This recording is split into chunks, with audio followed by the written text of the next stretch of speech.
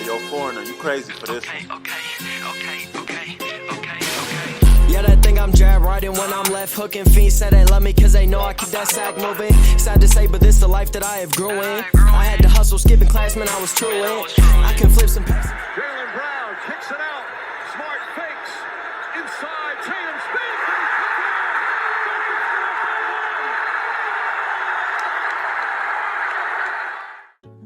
spins. Yo! Welcome back to the Bucket Discussions podcast, where we go beyond the stat sheet. We go beyond the narrative to bring you that real, authentic, fire sports conversation, man. It's your boy, Taj James, a.k.a. TJ, a.k.a. Trench, Montana, a.k.a. Kim Duncan, a.k.a. 1/3 of the Bucket Discussions podcast. And I'm going to smoothly transition it over to the guys. What's good with it, man? It's your boy, Trey, a.k.a. Dr. James, a.k.a. the girl's damn sugar. Sometimes I go by Trigger Trey, but you know, that's neither here nor there. I'm going to pass it to the bro. Yo, what's good, everybody? It's your boy, Jay Coop, man, back in the building, back in action, man. Hey, it's another week, another episode, man. I'm ready to get into it, man. So, hey, we got a good one for y'all, man. So let's get straight into this episode. Yes, sir. It's playoff time, man. Thanks. Most it is the best time of the year. Wonderful time of the year, and I'm not talking about Christmas, man. Nope. So before we get into it, though, make sure you guys are following the TikTok at Bucket Discussions Pod. You know the drill, man. Make sure you're also following the Instagram. We're doing all of our drops, all of our episodes. We're just posting content over there, man. So make sure you're following that Bucket_Discussions_785. You already know the deal, man. So also make sure you're tuned in with the Top City's Finest. A little background on Top City's Finest, man. We're interviewing the finest people in Topeka, man. Topeka's a city where a lot of people like to focus on the negative and who's not doing this and who's not doing that, man. But you're ignoring all the dope people that we have in the city, man. So that's kind of what we're doing over there with that. We're just interviewing the finest people in the city, man. So make sure you go tune in. We're dropping every Monday. Make sure you check out the most recent episode. Kenny Stewart, a.k.a. Ken Stew. Dude's hilarious. Great basketball player, man. So make sure you're tuned in. Sure. All right, man. Now let's jump straight into it. We done had some crazy game ones. Damn near all the game ones was crazy, man. So what's your reaction? What's your reaction to these crazy game ones? I've gotten the chance to say, well, I'm glad I can say that I got the chance to watch a good majority of the game ones. There's a few I maybe got to watch a quarter from, and then I had to go do something. But I got to watch a good majority of the game ones in Memphis, Minnesota. I got to watch Phoenix cut on their little buzzsaw and dispatch New Orleans. I got to watch Boston and Brooklyn. I got to watch Milwaukee. I got to watch a lot of these games. Whether it's a full game, majority of games I watch, I got to watch a full game. Some of them I got to watch a quarter or two. But hey, I'm excited. That's one thing I can say for sure. I'm excited. A lot of these series I watch, I'm like, okay. Some of them are like, okay, I don't want to watch them beat up on them for 4 games straight. Let's just get it over with. For some of them, I'm like, okay, I want to see 7 games of these series. For instance, you got Memphis and Minnesota. I can watch 7 games of that. That was an entertaining series. Watching the dads on the sidelines, pops go back and forth. Hell yeah. I got to see D-Lo got dunked on. Like, one thing I can say about that series is they were being very physical with Ja. They were knocking them around. They said, if you want to come up in the air, you're getting knocked out the air. That's just how we doing you. And did roll dirty too. I was like, yeah. He's going crazy. It was very old school. Bro. It was very old school style of ball. The style of ball old heads always talk about and often fantasize. But that's a series I can watch 7 games of. I can watch Boston and Brooklyn. Some of these games weren't very entertaining. Watching Phoenix dispatch New Orleans, it was like, okay, they already got what they're going. We don't need to see 7 games of that. The 4 games is enough. Let's just get that series over with. Miami and ATL, entertaining series. Got a little trash talking, a little beef between Jimmy and Trey. Milwaukee, I pretty much already knew what was going with that. That's going to be a sweep. They're going to get them up out of there. I didn't get a chance to watch the 76ers. That's about the only one. 76ers in the Dallas series. Those two series I didn't get a chance to watch. But for the most part, I got to watch majority of them, and I can say I'm excited about most. So I think it'll be a good start to the playoffs. It's only the first round, and we're already seeing some amazing games. And the one thing that sucks about it being the first round is once that team is eliminated, we won't see them anymore. But I think there's some good matchups here, man. I'm excited to see what happens the rest of the playoffs, man. Hey man, for sure, man. It's been an awesome playoff so far, and the main thing I can say is playoff basketball is back, man. You can tell just by the energy, by the speed of the game. It slowed down a lot. You know what I'm saying? There isn't a lot of just dumb turnovers, dumb mistakes taking place, just like there was in the regular season. You feel what I'm saying? So it's good to just see slow paced basketball game. But just like you said, bro, I gotta see a majority of the games as well. And honestly, bro, the main ones I want to talk about is obviously the Boston and the Brooklyn game, because that from the beginning, man, from the jump, I've been saying that's probably going to be one of my favorite series of the playoffs. And just like you also said about the Timberwolves and the Grizzlies, bro, that's going to be. I feel like that's a very underrated series. People are thinking just because the Grizzlies are a second seed and Memphis they're a 7th seed, it's going to be a sweeper. It's going to be a cakewalk. No, man, the Memphis, the Timberwolves, yeah, they have a deep ass team, man. Nas Reed, they have players like Nas Reed, they have players like Jared Vanderbilt, all players like that, man. They come up clutch for teams like that. You know what I'm saying? And especially having Anthony Edwards, who's young as hell. People tend to forget about Anthony Edwards. It seems like for some reason, I don't know what it is, but they have him, D'Lo, and Cat. Like those aren't some slouches. You know what I'm saying? Like that's going to be a tough ass series for both squads. You know what I'm saying? So that might be a 6 or 7 game series for sure. And that Boston game, bro, I really want to see 7 game series of that.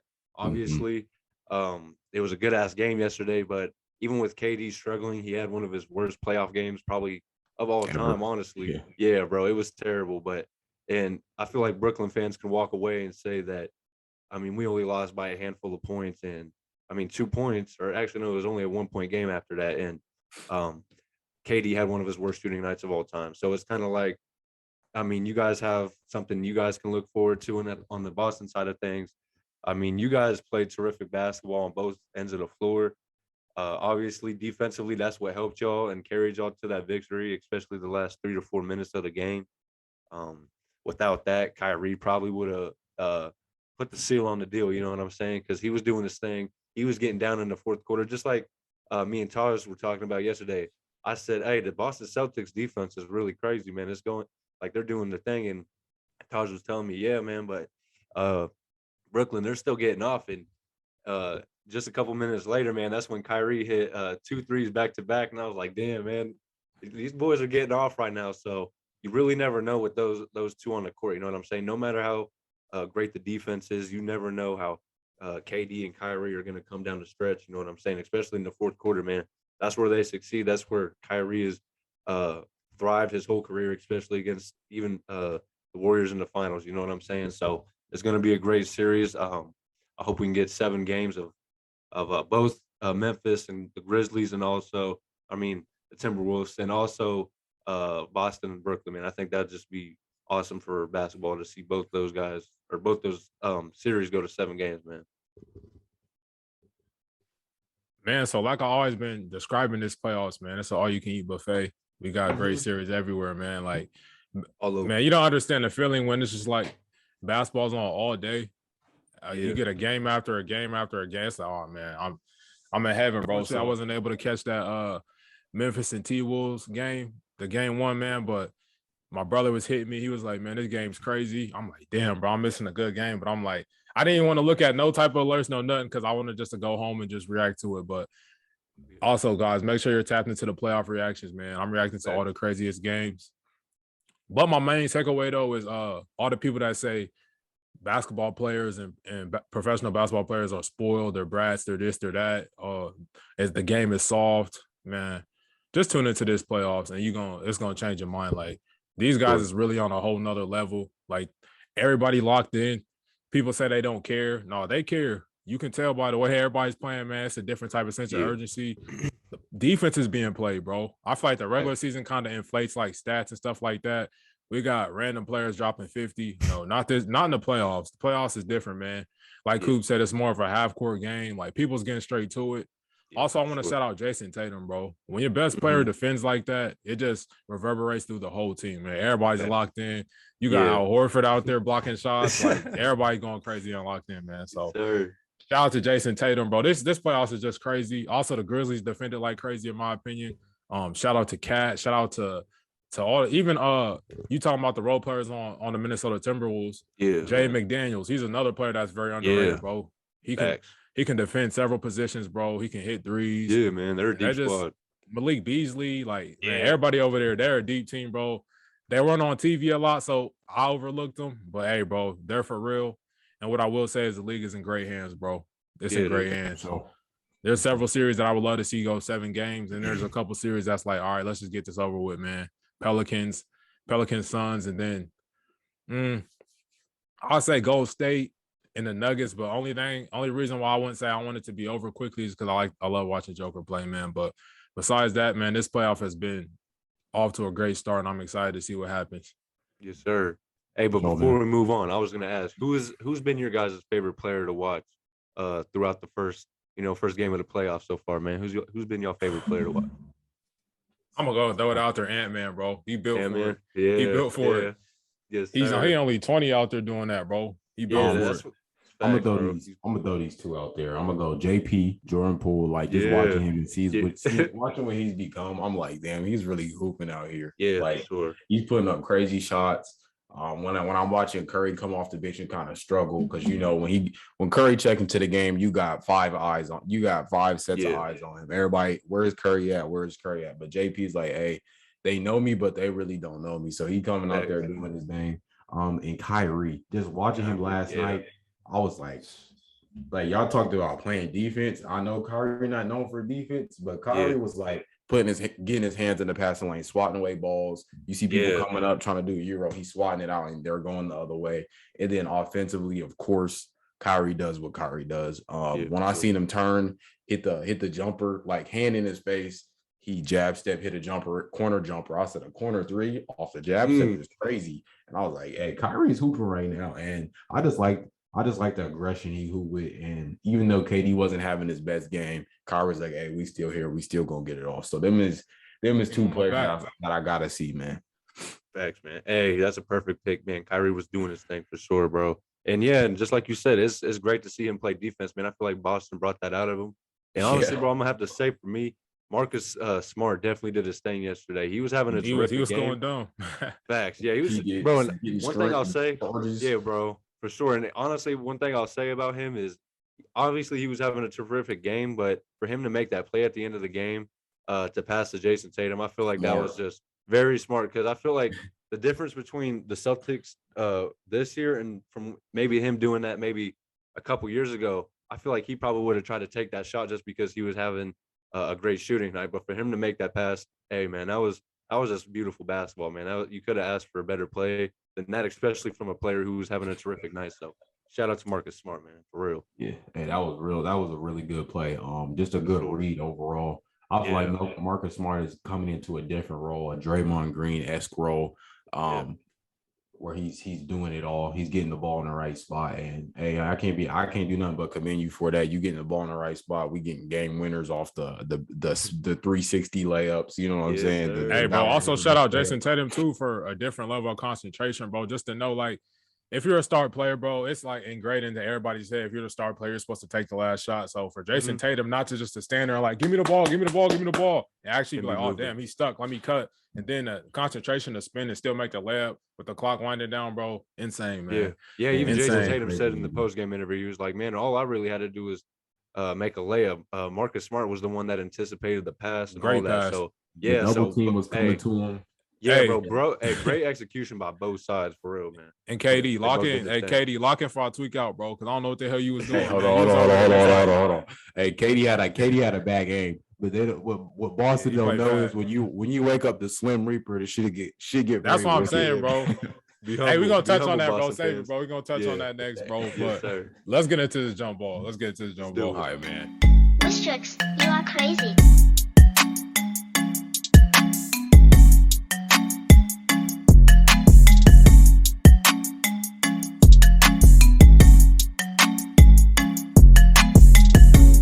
We got another jump ball segment coming at you guys, man.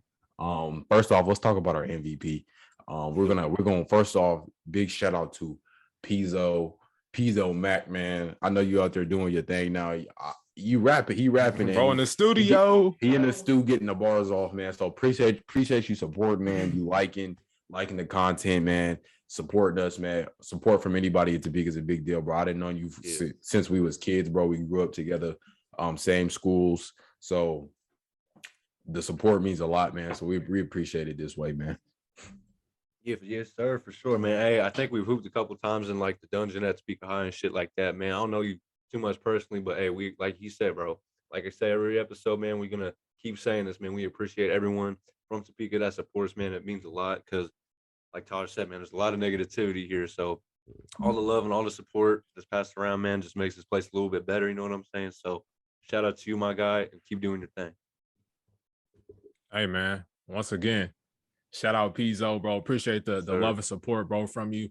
And I just like to say real quick, bro, I'm very excited about everybody in the city, bro. They just like they starting their own thing, bro. They getting in their own lanes, bro. And they being creative and creating their own things, bro. Yeah, like, exactly, man. Bro, I'm really excited about that, bro. And for my man Pezo to hop in the studio, bro, make sure I go get his album. I don't know if this is like a joint type album, but him and my boy Rainez, they collabing and they about to the drop artwork on. is hard as hell, man. Man, that's crazy. That's just tough. That's super crazy. That's tough. 5/21, so May 21st, 2022, man. Go check out that album. Mm-hmm. Arnold and Gerald, man, by Rainez and Pezo. Go lock in, man. That's Appreciate, man. Dope. They got a giveaway they got going on right now. It ends next Sunday. $100 giveaway, man. So appreciate the album, man, on Spotify. Go tap in. Sure. Yes, sir, man. Once again, shout out to you. So appreciate the love and support. Definitely big shout out to y'all, man. Keep doing y'all thing. And if you want to be an MVP of the Bucket Discussions episode, make sure you like, share, comment, and tell a friend to tell a friend. We're gonna notice. We're gonna notice who's following, who's liking, who's tapped in with us, man. So appreciate everybody's support, man. Keep on the lookout. We'll definitely be looking for you if you support, man. But now let's get into the jump ball topic, man. We want to talk GSW in Denver. I'm just going to give a little quick synopsis on what I seen and how I felt about the series. So starting the series off, I was a little bit nervous just because I knew what they had over there in Denver. I got the chance to see it live, my first time ever watching the NBA game in person in the stadium or in the arena. And knowing that they have an elite big, when I say an elite, like an elite class, like no one else is doing what he's doing, eyes in the back of his head. And I know we don't necessarily have that in Golden State, but what we do have is strength in numbers. We can pick up where we lack. Like just when a pregame, I'm like, okay, I'm a little nervous. I watch the warm-ups. Okay, they say Steph Curry's not starting. He's coming off the bench. Okay, we got JP started. I have faith in him. But from what I seen once the game started, it was pretty tight, and then we got the pull away. We started off seeing, of course, Jokic do what Jokic do. He's gonna get his numbers regardless. It's like, okay, not much you can do. But then it was like, okay, as the game progressed, it was like, okay, Jokic he's getting off, but it came to a sense, it was like, okay, they don't have enough. Like when I started noticing, like, okay, damn, we really have a lot. We have JP, we have Iggy, we have Steph, we have Clay. We have Draymond who can make plays and get the ball where it needs to be. We have a lot more players off the bench. Jonathan Kuminga, I don't even think he got in the game. I'm just looking at all the tools and stuff and all the weapons we have as far as player wise. And I'm like, okay, this is back to the Warriors I once seen back in the day, strength in numbers where we're getting it done. We have a lot of options and a lot of different lineups we can go with. But my biggest thing was, do we have the big? We don't have a big. So do we have the team defense and the team defensive mind to keep up with Denver? And I was like, okay, let's see what happens. So, of course, Jokic got off. He got his numbers, but I think we played pretty well as team defensively. Of course, Jordan Poole had a phenomenal game. He had, I think, he was top 3 for players in their debut playoff game, top 3 with points scored. So I think that was pretty dope for him, just to see him come out and kind of develop into this star player, man. So I think seeing with Curry, the lineup, we had the Curry, Clay, and Dre. We know those big 3 out in GSW. Seeing them get out on the court for a little bit, we know Curry had his injury, so they're kind of like easing him into the minutes. We don't want to rush Curry because that's someone you want later on in the playoffs, someone deep into the playoffs. So overall, man, I thought it was a good game for us. Me personally, I'm big on defense, and I know when Golden State is playing good defense, that's when we're rolling. That's when the threes are coming, the ball is swinging in transition. They're knocking threes down. I don't like stagnant offenses, and my biggest thing is when Golden State is playing good defense, everything is clicking. The ball's moving, we're knocking down shots. So our defense becomes our offense. So one thing I would like to see is us play better defense. That's just me personally. I always got a nag on defense, but overall, man, it was not a bad start for us. Pretty good start. I'm looking forward to see how we handle game 2. Yeah, man, for sure. Hey, this is definitely going to be an entertaining series from here on out. When I found out Curry was going to be out for game, or he got hurt, just a couple of weeks ago, I was like, damn, man, this series, man, with the Nuggets, this could be a real interesting series just because Curry's out. You know what I'm saying? But the fact that he came back and played a little bit in game 1 was big for them. And like I said, man, Jordan Poole might be one of you guys' biggest X factors just because like what he did in game 1, man. He dropped 38 points. He came out and did what the hell he was supposed to do, especially I don't want to say in Curry's absence, but he obviously didn't play that much or that many minutes. So you're gonna need performances like that from Jordan Poole, especially if Curry's gonna be, on a minute restriction. And one thing I will say, man, is Draymond Green, man, he really played his role on Nikola Jokic. Obviously, he's not going to shut down Nikola Jokic because he's not the same size and he's not even close to being as skilled as Jokic. But I feel like if you can get physical with a player like Jokic and make him make dumb decisions, and you know what I'm saying, just make him make bad passes and stuff like that, just make him take heavily contested shots, stuff like that. That's really what you're going to need from players, especially like Draymond Green, who obviously isn't a known scorer like that, but he can come in, log down on the opposite team's best player, and that's basically what he did. Obviously, Jokic, like you said, is going to get off, but if you can contain him to a certain extent, you guys have a really solid chance at winning this. And as long as Curry keeps improving with his health moving along, you guys really should have nothing to worry about, man. Before the playoffs started, I said the Warriors are definitely one of the top contending teams in just the NBA in general, man. With Curry off the floor or on, obviously he's on a minute restriction, but with him on the floor, that just obviously takes you guys to another level. So, yeah, that's pretty much all I can say about that series. If I had to make a prediction, I'd probably go Warriors in 6, just because, like you said, man, the Denver Nuggets really don't have enough. Without Jamal Murray, they don't have a scoring punch like that. That's really the main point about this series, bro. Obviously, I think the Warriors are gonna get them out of there pretty quickly, maybe 5-6 games, if not a sweep. Like you guys been saying, the Denver Nuggets just don't have enough, and they haven't had enough for at least a year and a half now. Without Jamal Murray, they don't have enough firepower to compete. MPJ, MPJ is also not there. When they do come back, they will definitely be title contenders, and they'll be somebody to worry about. But for right now, Jokic is the whole team. So that's just not enough to contain with the Warriors. But what really got me excited about the Warriors is not this series. I want to see what they can do. Can they really rival the Phoenix Suns? Because everybody has the Phoenix Suns basically penciled in to win this Western Conference Finals. But I'm like, when I seen how they played game 1, I started to have flashbacks. I'm like, damn, bro, like they turned up. Oracle turned up, man. Everybody going, not Oracle no more, but the Chase Center turned up. Everybody going crazy. Jordan Poole talking that talk, man. Steph Curry coming off the bench. I'm like, man, it seemed like they rekindling that energy, man. So that's really what I'm excited about, bro. Not necessarily them playing against the Nuggets, but can they rival the Phoenix Suns? Because that's really the only team that a lot of people think can kind of battle with them in the Western Conference Finals, man. Hey, man, that's all NBA fans could ask for is a CP3 and Steph Curry playoff series, bro. That's really what we've been waiting for. Hey, that's personally what I've been waiting for, man. That CP3, he may be old as hell, but that man is still doing his thing. Still You feel hooping. me? So yeah, He still is. doing his thing. So Yeah, that'll be a series right there, man. Yeah, I'm definitely looking forward to that. Hey, for sure, but man.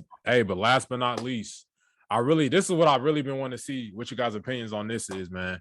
So Kyrie Irving, obviously we know what he did to the Boston Celtics yesterday, man. Had 18 points in the fourth quarter. Was really heating up like a microwave, man. Turn But their ass up. he was getting into it with the fans, man. I want to see kind of what you guys' thoughts on this, man. He hit a three and flipped off a fan, and then he was I think he was inbounding the ball or something. He was doing it behind his head. I'm like, what's going on, Kyrie, man? What's your thoughts on Kyrie Irving getting into it with the crowd and flipping them off several times?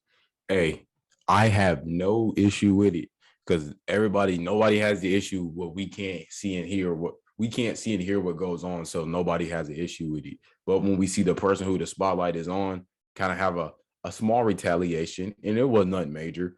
He just turned around and said, fuck you too, basically, because that's what they've been saying to him all night. They've been booing him, cussing at him. No one knows what really was said. And we know these fans can get very raunchy out there. Cross the line And say some very disrespectful stuff. Mm-hmm. So Kyrie, and it's one thing to be going at fans and you're not hooping, but Kyrie's getting off. And I don't think Boston fans quite know what they're getting ready to get themselves into, because the way he was doing last night was insane. Now you got KD on the other end who didn't have a good game, but when KD get hot, it's pretty much trouble. So if you have both of them going at once, it's gonna be you can look up like, damn, we down 6, then we down 12, then we down 20, then we down 30, and then you're gonna see Kyrie and KD on the bench like this, and the game gonna be over. So my thing is, I'm never gonna get mad at a person if he's just talking. He's talking just like y'all are talking to him. He said, y'all said fuck him and Kyrie ain't this, Kyrie ain't that.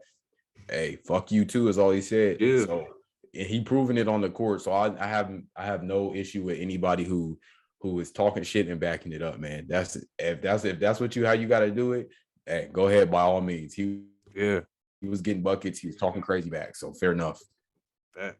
Yeah, man. Hey, there ain't much else to say about that, man. For real, like, one thing we say on this channel is if you can't take the heat, man, don't dish it out. You know what I'm saying? Facts, man. Get the fuck out the kitchen. You feel me? Get out the kitchen. Yeah, no, I 100% agree with Kyrie, man. I think he was in the right, man. I mean, personally, bro, if you're gonna sit there and talk shit to another grown man, regardless if he's a basketball player making millions or not, man, you gotta respect his well-being and stuff like that. And if you guys are gonna do the same shit, you guys can't be mad if he's gonna be flipping you off, saying fuck you too. And I seen when he was walking back to the locker room after the game, there was a fan that was like, Kyrie, you suck. And he says he has some comments for that fan. I ain't gonna repeat it, but he says some shit that, hey, that fan, he might not say some shit like that again. And honestly, man, I'm just waiting for an NBA player to, just lose their cool and just smack a motherfucker. You know what I'm saying? Because a lot of these fans really do feel entitled, bro. Facts, man. A lot of these fans feel entitled, just like you said. We don't really know what they're saying. There's a lot of stuff that could be said that we don't know. I mean, I'm cool with in-game heckles and stuff, like saying, Kyrie, you suck. Like, that's cool. That's basic trash talk. But when you're talking about someone's family, someone's race, especially, because that's just completely irrelevant when it comes to the sport of basketball. Like, I don't understand why fans even bring that shit into the arena, honestly. And then third is just like their family and shit like that. You know what I'm saying? People just talk about random ass shit when it comes to these players that is just unnecessary. So Kyrie was in the right when it comes to me. And I feel like the reason he was putting the middle fingers behind his head is so he wasn't trying to get fined. You feel me? Because it looked like he was trying to put the middle finger in his afro. Like he wasn't trying to get fined. And I don't blame him, because the NBA, they be taxing on that shit, man. So shout out Kyrie, man. You was in the right, my guy. Yeah, bro. I was wondering after the game. I was like, damn, are they gonna find Kyrie for this, bro? And I was like, even in the press conference, bro was dropping hella cuss words. I'm like, damn, is he gonna get fined for this, bro? I'm like, Kyrie really don't care no more, bro. He don't. Hey, he said he got fined enough for that vaccine shit. Yeah, for real, man. Fuck it. Facts, man. Hey, bro, but me, I'm a person that's like more or less like, damn, bro, don't stoop to that level. Like, come on, Kyrie, don't do that, bro. You don't gotta go back and forth with these fans. Just play. When you're a basketball player, bro, this is at any level. I feel like interacting with the crowd is just childish. But honestly, bro, I'm on the opposite side on this one, bro. I love it, bro. I'm like, damn, because it's the playoffs. It's the playoffs, bro. It's really making it like like we all have those iconic moments when it's Reggie Miller and Spike Lee and he doing this and they going at it, bro. It just makes the game more fun. Now, obviously, I feel like what Coop said, if it's just like, oh, Kyrie, you suck, or Kyrie, you're this, because like Boston fans have a right to be upset with Kyrie because the way he acted when he was in Boston and how he left. Yeah. But the whole, when you cross the line and you talking about families and, oh, I want you to die, I want you to do that, I want you to, like, that's when it just goes overboard, bro, and it's not fun no more. But if it's just like, Kyrie, you suck, because obviously we don't know what was said to Kyrie that really set him off like that, but like, it's dope when it's like, oh, you suck, you this, you that. Now, flipping the fans off is kind of a lot, bro, but you know, like we said, we don't know what they were saying to Kyrie because it's on TV, bro. We don't know what was said, but like when Kyrie just going back and forth with the fans, and then he's lighting you up in the fourth quarter, and he's dropping 18 on you, lighting up the Boston Celtics squad, bro. It's just like, damn, bro. It just makes it feel like the playoffs, bro. Like it just, it's a different type of feeling, bro. It's fun, bro. I can't say it's great for the game because we don't know what's being said, but like, the fact that Kyrie's not being taken out of his game is like, it's dope to me, bro. And I just want Kyrie to realize, though, bro. You think it was bad game one, bro? They finna turn up on your ass next game, bro. The Boston fans, they finna be talking crazy. He might do the same thing. Crazy. I hope so, bro. Instead of 18 in the fourth, he might drop 34 in the fourth. Hey, who knows? But I feel like if fans know, bro, like, damn, he's actually paying attention to what I'm saying, bro. They gonna act out. They gonna start saying stuff that they don't necessarily like really believe. They just gonna start talking crazy to you, bro, to try to get you out your game. But that's what they're doing, man. That's pretty much Boston fans in general, man. Boston, man, bro. It's gonna get crazy, bro. This series is probably the marquee series, bro, that we have in the first round of the playoffs, bro. And it sucks that one of these teams got to be eliminated, bro, because I think both of these teams can really win a championship this year. But the fact that they got matched up round one, it really sucks, bro. But shout out Jason Tatum. They could use Ben Simmons, bro. The Nets could use Ben Simmons for real, bro. His defense, at least. It keeps switching up. Like, he may come back this game. He may come, like, I don't know what's up with Ben Simmons, bro. But if he does come back, bro, it's issues. It's issues for sure, bro. Like we said, KD didn't even play good yesterday, bro. He had 20, but he very inefficient, bro. Make a lot of shots. For his standard, it wasn't a great game. For a lot of other players, it would have been a great game, but he didn't even play good, bro. So if he heats up and then pair that with Kyrie, it'll be crazy, man. But Brooklyn fans, relax. It's gonna be okay. You guys lost on the road. If it was at home, they did what Boston they were supposed to do. Exactly. Yeah. The saying goes, a playoff series doesn't start until the road team wins. Real quick, who y'all got winning it? Boston in 7. It's tough. Damn. I feel like see either team get eliminated. Boston has, in my opinion, has more of a team. They have the better team. For sure. Better defense that they can hang their hat on. You know what I'm saying? Defense crazy. Brooklyn don't got that. I mean, if Ben Simmons comes back, then it changes. But for right now, I just can't write off KD and Kyrie. Those are two like nuclear. Yeah, that's like either pick, man. Right there, bro. Either pick. Oh, give me. Just because I like how Kyrie's hooping right now. Give me Brooklyn. Brooklyn in 7, bro. 7. Yeah. Hey, man. This series can go either way, man. For sure. Man, now. The Celtics have the obvious coaching advantage. They have the team depth advantage. They have a lot of different advantages, bro. So there's a reason why the Brooklyn Nets are underdogs. But with that being said, man, I gotta go Brooklyn in 7. Just because it's KD and Kyrie, bro. You see how that game was like. It started off like, damn, maybe the Celtics gonna run off with this. Man, they were up like 10 to 15 points at one point. So it's like, damn. But then when you got KD and Kyrie, bro, that's the great equalizer. That's like having a damn Uzi in a gunfight, bro. It's just like, shit, we just got to spray, bro. We might win it. So if KD can turn it up, and we know he will. So KD, Kyrie, if they can pair some great games together, I feel like they can definitely win this series in 7. But with that being said, bro, I need Jaylen Brown and Jason Tatum. They're kind of like those cute, cuddly guys, bro, that we can just be like, oh, they're young, bro. But at some point, bro, I need y'all to grow up and become men, bro. Hey, this might be the series where y'all need to step up like, damn. Hey, I know that's KD and Kyrie on the other side, bro. But we them guys too. We here. We arrived. We grown now. Hey, Jason Tatum, bro, you've been that young guy for 4 years. When you gonna step up, man? So I need this to be the series where you two guys is like, we here, bro. The Celtics is here to stay. So let's do it. Let's do it, man. Let's get it. I'm excited. Hey, man, this has been another Bucket Discussions podcast, playoff edition. It's the Bucket Discussions podcast, and that's end of discussion, man. We out. Sure. Peace. Jungle like I'm Conan, kind of with both hands. Switch the flow like it was broken. I'm on the road, man. Making plays just like DeRozan. I shoot my shot, and that shit wetter than the ocean. I brag a lot, but with the wind and come the boasting. I made a lot from them apartments that I sold, and he didn't make it up to college. So them streets where he enrolled in. I know I'm a scholar from the moments that I was exposed in.